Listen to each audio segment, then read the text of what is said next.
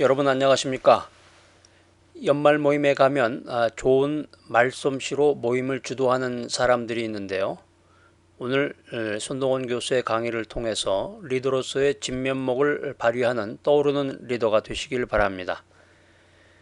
우리가 이제 특별 모임이라고 그러죠. 보통 특별 모임에 가보면은 그 좌중을 압도하는 그런 그 리더들이 가끔 가다가 나타나서 우리를 즐겁게 만들기도 합니다.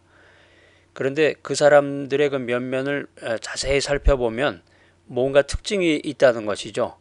그 특징을 한번 세 가지로 연구를 해봤는데요. 첫 번째 특징은 주도적인 사람이다라는 것입니다. 그런 사람들을 가만히 보면 성격적으로 또 타고난 성품이 외향적인 사람, 주도적인 사람으로서 사교적이고 카리스마가 있고 또 사람 만나는 것을 즐기는 사람이다라고 하는 것입니다. 그래서 만약에 이제 이 강의를 들으시는 여러분 가운데서 원래 성품 자체가 내성적이고 사람들 만나는 것이 이렇게 탐탁질 않고 구석에서 혼자 조용히 사이다나 마시면서 사람들하고의 교제를 꺼리는 사람이 있다라고 하면은 오늘 이 강의를 통해서 주도적인 사람 또 사교적인 사람 그래서 그 말을 할 때마다 카리스마가 넘쳐서 사람들이 나를 따르게 되는 그런 리더가 되시기를 바랍니다.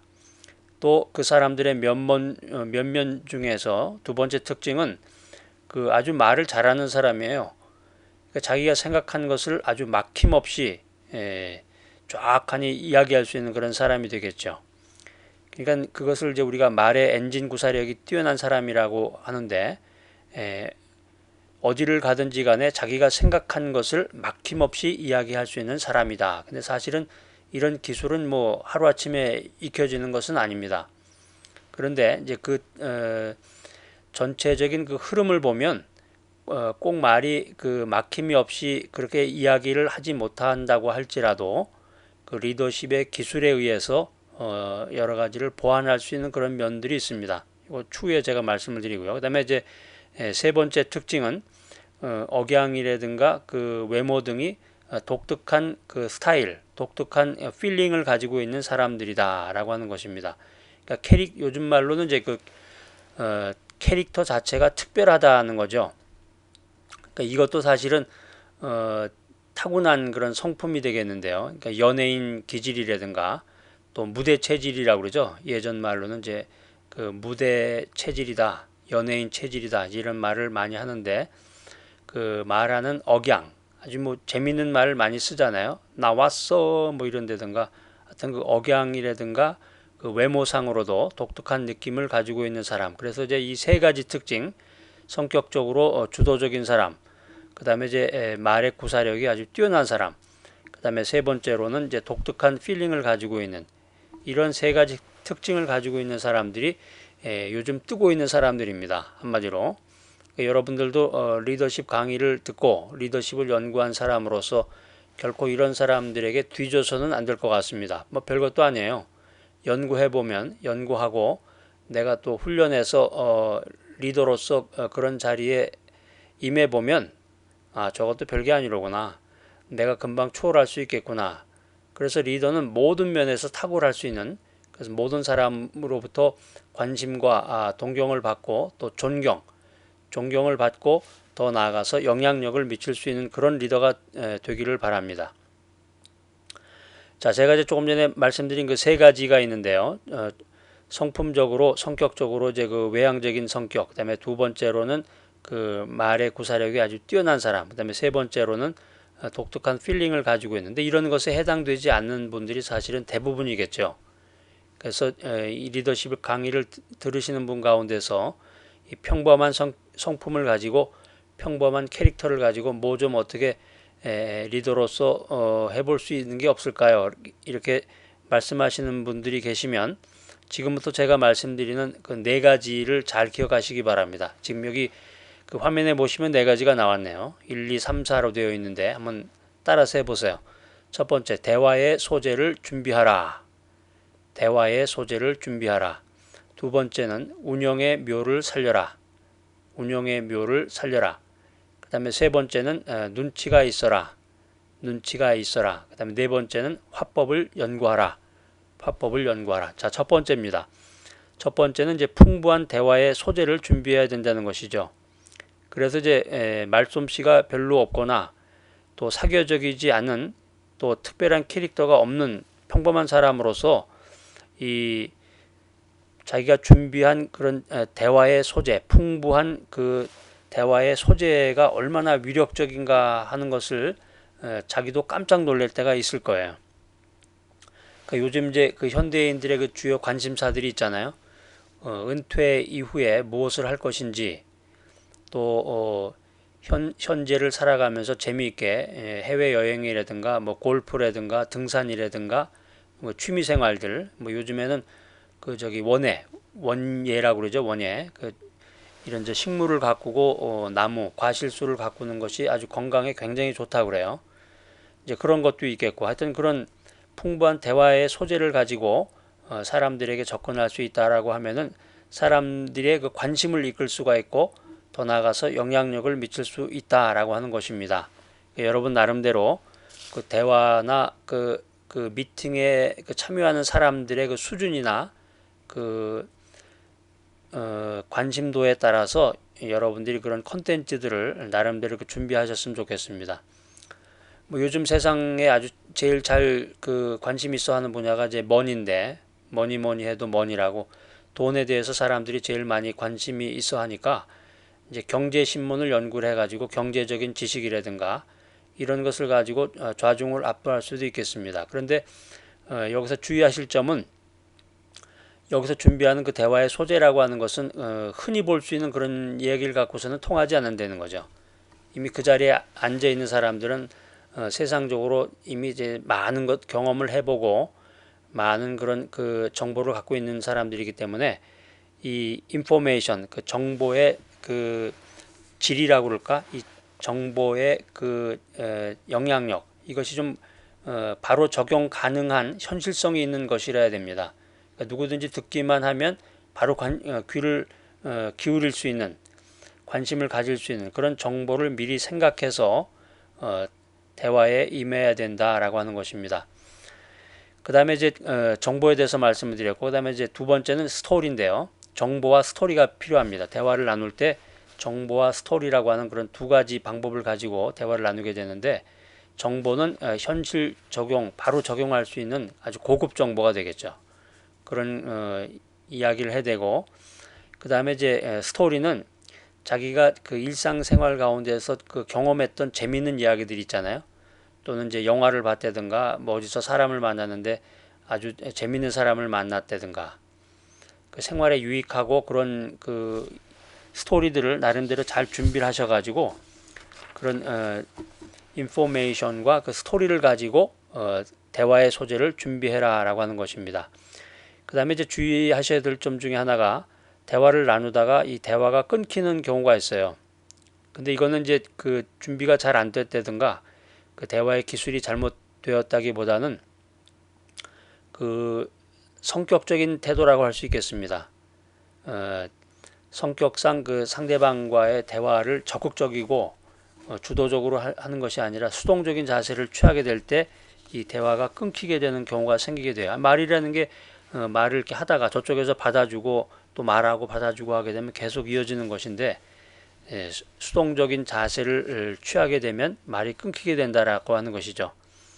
이럴 때는 그 난처한 입장을 가지고 그 침묵이 흐르게 놔둘 것이 아니라 그 말의 기본 패턴, 예를 들면 이제 여러분들 신문 보시면 신문의 지면에 따라서 1면, 2면, 3면, 4면에 따라서 그 주제가 다르게 되는데 그 주제의 내용대로 말의 흐름을 자연스럽게 이렇게 이어나갈 수 있다라고 하면 탁월한 리더가 될 수 있습니다. 신문 보시면 이제 1면은 되게 종합면이라고 해서 종합적인 것들이 많이 나오죠. 그래서 헤드라인이 나오게 되고, 그 다음에 2면 보시면 되게 이제 정치 경제가 많이 나오고, 그 다음에 이제 3면으로 넘어가면서 이제 사회, 정치 경제, 사회 문화, 그 다음에 이제 종교라든가 또 스포츠, 연애, 뭐 이런 것들이 쭉 이어지잖아요. 영화 이야기도 나오고, 그 다음에 이제 오늘의 운세라든가 또 뭐 일기예보 같은 것도 나오게 되고 자연스럽게 그런 흐름에 따라서 이야기를 나눌 수 있다라고 하면은 그 이야기가 절대로 끊어지거나 어색하거나 그 침묵이 흐르지 않을 것입니다. 자, 그 다음에 이제 두 번째는 이제 운영의 묘를 살려라는 운영의 묘를 살려라는 것인데, 이야기라고 하는 것이 일방적인 이야기가 되면 안 되겠습니다. 그래서 흔히 이제 교회의 그 목사님 같은 경우는 이제 일방적으로 자기 혼자만 떠들다가 좌중으로부터 그 눈살을 받게 되는 그런 경우가 많은데요. 눈치가 없겠죠. 그런 분들은 또 눈치가 없어요. 그래서 교회에서 이제 주일 예배 때 설교만 하시다가 사람을 만나게 되면 아마 그 체질적으로 그 사람을 만나면 설교를 하시게 되는가 봐요. 그래서 일방적인 얘기를 하게 되고, 또 기업의 CEO 같은 경우도 항상 그 부하 직원들이나 팔로워들을 훈계조로 다루던 분들은 남의 이야기를 듣지 못하고 고압적으로, 요즘에 이제 갑질이라고 그러는데, 고압적인 자세로 일방적인 얘기만을 하게 됩니다.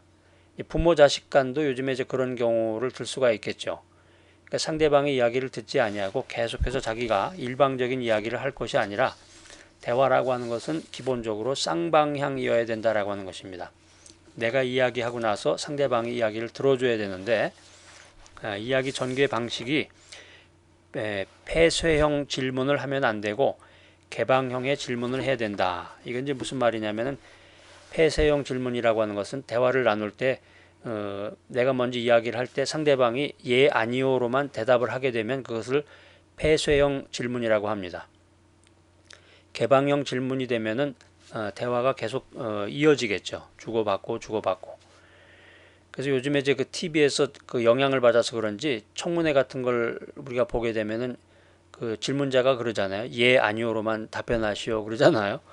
거기에서 영향을 받아서 그런지 몰라도 폐쇄형 질문을 하게 되면 상대방이 예 아니오로만 답변을 하면서 굉장히 그 분위기 자체가 썰렁해지고, 그 자리가 뭐 청문회도 아니고 그 사람에 대해서 뭐를 이렇게 엄격하게 조사하거나 검증하는 시간도 아닐 텐데 폐쇄형 질문을 할 필요가 없겠죠. 뭐 일부러 하는 건 아니겠지만 또 폐쇄형 질문 형태로 진행이 되면 안 되겠습니다. 그래서 개방형의 그 질문이 될 수 있도록 말을 잘 연출을 해야 되는데, 우리가 흔히 이제 바둑을 둘 때 그 수를 생각한다 그러잖아요. 두세 수를 미리 생각하고서 바둑을 두는 것처럼 주도적인 대화를 하기 위해서는 이 두세 수를 먼저 생각하는 그런 질문의 준비가 필요하다라고 하는 것입니다. 예를 들어서 주말 잘 보내셨습니까? 그럼 상대방이 그럭저럭 잘 보냈습니다. 이렇게 되면 대화가 단절이 되고 맙니다. 그래서 효율적 있는 대화를 하기 위해서는 상대방에 대한 관심이 있어야 된다는 거죠. 상대방에 대한 관심과 또 나아가 상대방에 대한 정보, 또 상대방의 그 선호도, 호감, 좋아하는 것이 뭔지, 취미가 뭔지 이런 것들을 알게 되면은 대화 나누기가 쉽고 대화가 잘 연결이 되면서 끊어지지 않는다라고 하는 것입니다. 상대방이 이제 그 등산에 취미가 있다라고 하면은, 이번 주말에 등산 다녀오셨습니까? 산에 다녀오셨습니까? 날씨가 좋은데 또 날씨가 이렇게 풀렸는데 산에 다녀오셨는지요? 등산을 다녀오지 못했다 그러면 왜 이렇게 무슨 특별한 이유가 있었습니까? 저도 등산을 가고 싶은데 그러면 어떻게 시작을 하면 될까요? 장비 구입은 어디서 어떻게 하는 것이 좋을지 좀 권유해 줄 수 있는 그런 메이커가 있는지요? 이렇게 얘기를 하면서 관심을 가지고 두세 수의 질문을 던질 수 있다라고 하면은 자연스러운 대화를 할 수 있다라고 하는 것입니다. 우리가 이제 흔히 하는 말로 이청득심이라고 하는 말이 있는데, 남의 말을 잘 들어주는 것이 상대방의 마음을 얻는 것이다 라는 뜻입니다. 남의 말을 잘 들어주는 것 자체가 상대방으로부터 크레딧을 받는 것이다 라는 거죠. 요즘 현대사회에는 크레딧이라는 것이 아주 중요합니다. 특별히 이제 미국에서 생활하려면은 그 크레딧이 있어야 되는데, 제가 이제 어떤 분에게 미국에서 생활하시기 위해서는 크레딧이 있어야 집도 사시고 차도 살 수 있어요. 그랬더니 뭐라고 그러시냐면, 제가 크레딧 카드가 있는데 그걸로 될까요? 그러시더라고요. 그러니까 이분이 그 말 한마디를 들어보니까 이분이 미국 생활에 대한 그 전반적인 감각이 없으시구나 하는 걸 제가 금방 알아들었습니다. 하여튼 이 이청득심이라는 말은 남의 말을 잘 들어주는 것이 상대방의 마음을 얻는 것이다 라는 뜻입니다. 그런데 재밌는 사실이 그럼에도 불구하고 사람들은 듣는 것보다 말하는 것을 즐긴다라고 하는 것입니다. 남의 말을 듣기보다 말하는 것을 좋아한다라고 하는 것입니다. 왜 그런 것 같아요, 여러분은? 그것은 이제 누군가가 자신을 알아주기를 원하기 때문이다라는 것이죠. 그러니까 이제 말을 많이 하면 다른 사람들이 나에게 관심을 갖고 나를 알아주겠구나, 나에게 존경심을 표하겠구나, 나에게 한 표 주겠구나 이렇게 생각해서 그런지 몰라도 남의 말을 듣진 않고 계속 일방적으로 자기 말만 한다는 거죠. 그런데 우리가 리더십의 원리로 생각해 보면 말을 많이 한다고 자기 생각이나 주장이나 의도가 전달되는 것이 아니다라고 하는 것입니다. 그래서 탁월한 리더가 되기 위해서는 말을 할 때와 또 말을 안 할 때를 잘 구분해야 된다라고 하는 것입니다. 또 말을 받아들이는 상대방의 마음을 잘 읽어야 된다라고 하는 것입니다. 여러분이 잘 아시는 그 데일 카네기라는 분이 계시는데 이분이 쓴 책 가운데 이런 얘기가 있습니다. 1대 2대 3의 법칙이라는 것이 있습니다. 1대 2대 3의 법칙. 그러니까 내가 한 번 말하면 상대방에게 2번의 말할 opportunity, 기회를 주고 상대방이 2번 말할 때 내가 3번 그 말에 대해서 맞장구를 쳐라 라고 하는 것입니다.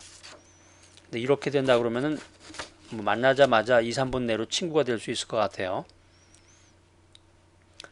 예를 들어서 이번 연말에 크리스마스 연휴 때 또 연말연시에 어디 여행을 가십니까? 이렇게 물어봤을 때 아니요. 그러면 폐쇄형 질문이 된다 그랬죠. 바로 이야기가 단절이 돼 버립니다. 이번 연말에 어떤 계획을 가지고 계십니까? 이렇게 개방적인 그 질문을 하게 되면 자연스럽게 그 대화가 주고받을 수가 있겠죠. 그래서 바둑을 둘 때 두세 수를 생각하는 것처럼 그렇게 대화를 이어나가야 된다라고 하는 것인데 1대 2대 3의 법칙은 맞장구를 잘 쳐줘야 된다. 우리 이런 걸 얘기해 볼 수 있겠습니다. 하루에도 수많은 사람을 만나서 대화를 나누는데 어떤 사람하고 대화할 때는 기분이 좋고 어떤 사람하고 대화를 마치고 나서는 왠지 모르게 답답한 느낌이 든다. 왜 그런 느낌이 들겠습니까? 대화가 매끄럽지 못한 사람, 대화를 마치고 나서 뭔가 갑갑하고 뭔가 끝내지 못한 그런 부분이 있는 것 같은 느낌을 갖는 사람은 두 가지 형태로 우리가 생각해 볼 수가 있습니다. 첫 번째는 그 이야기를 하다가 그 주제에서 자꾸 벗어나서 튀어나가는 그런 자유연상형의 그런 사람이 되겠죠. 이야기에 큰 주제가 있는데 그 이야기의 주제를 흐름에 따라서 이야기하는 것이 아니라 그 자꾸 우리가 흔히 격가지를 친다고 그러죠. 격가지를 한 번 치고 두 번 치고 세 번 치다가 보면 자기가 처음에 어디서 시작을 했는지 본가지로 돌아오지 못하는 경우가 있게 됩니다. 이랬을 때 대화가 어색하게 되고 대화의 그 맥이 이어지지 못하는 경우가 되겠고요. 그 다음에 두 번째는 자기중심형의 대화입니다. 그러니까 쉽게 얘기하면 이제 자기 말만 하는 거죠. 자기 말만 해야 직성이 풀리는 사람. 그리고 이제 자기가 그 대화의 그 주인공이 되어야 되는 사람 있잖아요. 자기가 대화의 그 왕자나 공주가 되어야 모든 직성이 풀리는 사람. 이런 사람은 그 소통이 되질 않는 거죠. 대화의 흐름을 잘 타지 못하고 소통이 되지 못하고 그 불편한 느낌을 갖게 된다라고 하는 것입니다. 우리가 이제 쉽게 예를 들면 이제 탁구를 들 수가 있겠는데 탁구를 치다가 보면은 랠리라고 그래서 내가 치고 상대방이 받고 핑퐁 이게 계속 이어져야 되는데 내가 쳤을 때 상대방이 강하게 스매시를 날린다. 그러면 공이 땅바닥으로 떨어지면서 바닥으로 댕그러 구르면서 구석으로 가면은 그걸 주스러 가는 내가 기분이 어떻겠습니까? 아니 저놈이 내가 볼을 좋게 줬더니만 강하게 날려. 한번 보자 나도. 그러니까 저쪽에서 볼이 오면 또 내가 강하게 스매시를 날려버리면 랠리가 이어지지 못하고 이와 같이 대화도 마찬가지입니다. 대화도 상대방이 호의를 갖고 이야기하는데 이쪽에서는 작사를 가지고 그 사람의 그 단점이라든가 허점을 찔러버린다 그러면은 대화는커녕 대화를 통해서 크레딧을 얻고 교제를 나누기는커녕 원수가 될 수도 있겠죠. 요즘에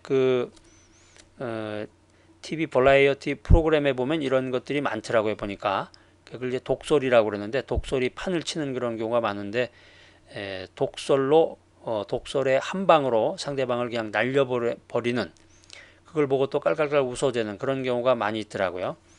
이게 춘추 전국시대에 나오는 영린지화라는 그런 말이 있습니다. 영린지화.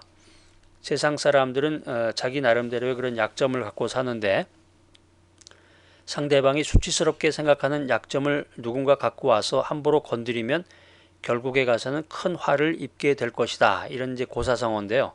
영린지화. 요즘은 그 TV 프로그램 같은 데서 이런 독설이 판을 치고 있는데, 우리가 일상 대화 속에서도 이런 분들이 주변에 많이 있습니다. 그런데 이제 리더가 되기 위해서는 이제 그런 말도 다 인내하고 견디면서 원활하게 대화를 나눠야 되겠지만, 이런 나쁜 대화의 습관, 강한 스매싱을 날려서 그냥 대화를 종료시켜 버리는 그런 모습은 우리가 지양을 해야 되겠고, 또 자신이 모르는 가운데서 이러한 습관이나 버릇을 상대방에게 전달하는 경우도 있습니다. 그래서 이런 것들을 우리가 연구하는 과정에서 자기 스스로를 잘 훈련해서 탁월한 리더가 되는 여러분들이 되시기를 바랍니다.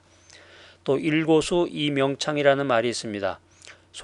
소리꾼이 최고의 실력을 발휘하기 위해서는 좋은 고수와 함께 해야 된다. 그래서 그가 장단을 잘 맞춰주고 추임새를 넣어주면 이 소리꾼은 자기가 원래 할 수 있는 실력 이상의 소리를 낼 수 있다라고 하는 것입니다. 일고수 이명창이라는 것은 소리꾼이 최고의 실력을 내기 위해서는 장단을 잘 맞춰주고 추임새를 넣어주는 것처럼, 우리가 탁월한 리더가 되기 위해서는 내가 한마디 할 때 상대방에게 두 마디 할 수 있는 기회를 주고, 상대방이 두 마디 이야기할 때 내가 세 마디의 그런 장단을 맞춰주는 그런 일고수 이명창의 원리를 잘 활용할 수 있다라고 하면, 여러분이 어떤 사람이든지 5분 내에, 3분에서 5분 내에 그 사람과 친구가 될 수 있고, 10분이면 그 사람으로부터 크레딧을 받을 수 있는 그런 탁월한 리더가 되리라고 생각합니다. 자, 그 다음에 이제 첫 번째는 이제 대화의 소재를 준비하라였고, 두 번째는 운영의 묘를 살려라. 그 다음에 세 번째가 이제 눈치가 있어라는 건데요. 그러니까 사오정이 되면 안 되겠습니다. 요즘 이제 흔히 하는 말로 사오정인데, 사오정 같은 경우는 이제 이 전체 흐름이 어떻게 돌아가는지, 이 분위기가 어떤지, 대화의 그 흐름이나 맥이 어떤 것인지 전혀 감을 잡지 못하고 엉뚱한 얘기를 해대는 것이죠. 그러니까 상대방이 이야기 도중에 잠시 멈추거나 눈빛으로 이 피드백을 받고 싶다는 그 신호를 보낼 때가 있습니다. 그 느낌이죠. 그때 반응과 추임새를 바로 해줘야 되는 거예요. 고개를 끄덕거리거나, 아 그렇군요, 그렇습니까. 그러니까 영어에도 그런 게 많이 있어요. 영어에도 얘기하다 보면 really 일본 말에도 하이 뭐 이러잖아요. 근데 우리나라 사람은 그게 굉장히 약해요. 그런 부분에서 그때 보면 되게 침묵을 지키게 되잖아요. 우리나라 사람들은 그 반응을 나타내는 것이 아니라 반응과 추임새를 나타내는 것이 아니라 오히려 썰렁해지는, 그 말하는 사람이 오히려 약간 그 어려움을 느끼게 되는 그런 경우가 종종 있습니다. 자, 그 다음에 이제 네 번째는 화법을 연구하라는 것인데요. 사람이 보통 긴장을 하면 말이 빨라집니다. 그래서 화법을 잘 연구를 해서 의도적으로 천천히 이야기할 때, 또 말이 높았다가 낮아질 때, 고조라고 그러죠. 말의 고조. 이런 것들을 화법을 잘 연구를 해서 자기가 이야기하고자 하는 그 핵심 부분을 상대방에게 잘 전달을 해야 됩니다. 그래서 아까 그 추임새 이야기를 했는데 있잖아요.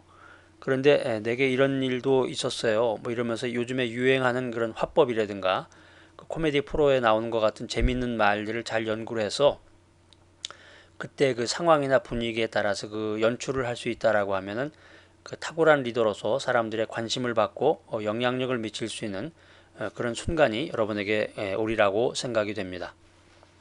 그 다음에 이제 또 한 가지 중요한 요소를 말씀드리면, 그 언어 이외의 그 비언어적인 요소들도 잘 활용하라는 것이죠. 표정이라든가 억양이라든가 제스처 같은 경우를 잘 활용해서 자기가 전달하고자 하는 그런 그 핵심적인 내용들을 잘 전달해서 좋은 결과를 만들어내라 라고 하는 것입니다.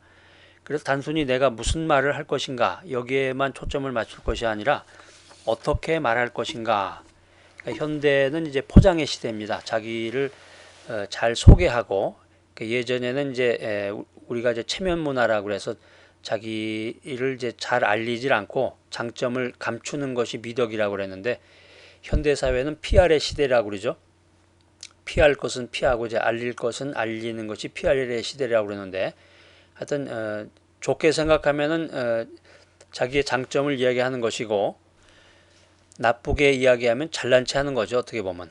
그러니까 이제 그것을 어떻게 잘 전달하느냐에 따라 전혀 다른 결과가 나타날 텐데, 하여튼 결론적으로 들리는 말보다는 보이는 말에 집중하라는 것입니다. 자기를 잘 포장해서 소개도 하고, 또 자기가 하고자 하는 말을 잘 상대방에게 들리게끔, 들리는 말보다는 보이는 말에 집중하라.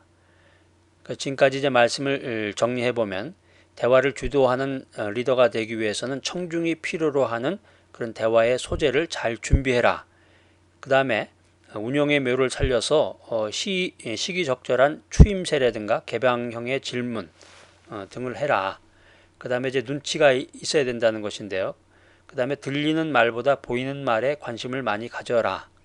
그 다음에 화법을 연구하고, 최고의 대화는 자기 말을 일방적으로 많이 하는 것보다 듣고 반응해 주는 것이다.